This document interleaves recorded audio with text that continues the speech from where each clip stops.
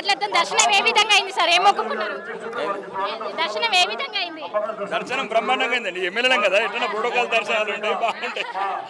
ఇప్పుడు AK-47 ప్రతి ఒక్కరికి ఉండాలంటూ కూడా మీరు వ్యాఖ్యలు చేశారు. ఏంటంటే ఎన్ని రోజులు హిందువులను AK-47 కాపాడుతాయి?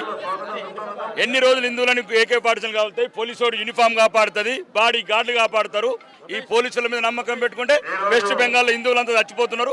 కాబట్టి హిందువులు మీరు ఐక్యతగా ఉండండి, ఒకరికొకరు కండి, పార్టీలకు అతీతంగా హిందువులం మనం ఒకటి కావాలని అంటున్నాను. అంతే. పోలీస్ వ్యవస్థ విఫలమవుతుందని చెప్తున్నారు. పోలీస్ వ్యవస్థ విఫలమవుతుందని పోలీసు వ్యవస్థ 10 మంది భక్తులకు 100 మంది పోలీసులు ఉంటే భవిష్యత్తులో పోలీసులు ఎక్కడికి వెళ్ళి తెస్తాం?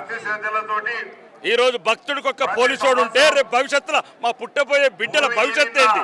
కాబట్టి హిందువులు ఐక్యత ఉండి ప్రతి ఒక్క బిడ్డ ఆయుధం కన్నెక్క AK-47 మీరే కావాలని కోరుకుంటున్నాను. మన రాష్ట్రంలోనే ఇదే విధంగా పరిస్థితి ఉందా? దేశవ్యాప్తంగా ఇదే పరిస్థితి ఉందా? దేశవ్యాప్తంగా ఎక్కడైతే హిందూ ధర్మం, హిందూ ప్రభుత్వం ఉన్న దగ్గర ఇంకా కొద్దిగా బాగుంది. ఇక్కడ కొద్దిగా ఇబ్బందికరమైన పరిస్థితులు ఉన్నాయి. సెక్యులర్ ప్రభుత్వాలు ఉన్న దగ్గర సమస్యలు ఎక్కువ వస్తున్నాయి.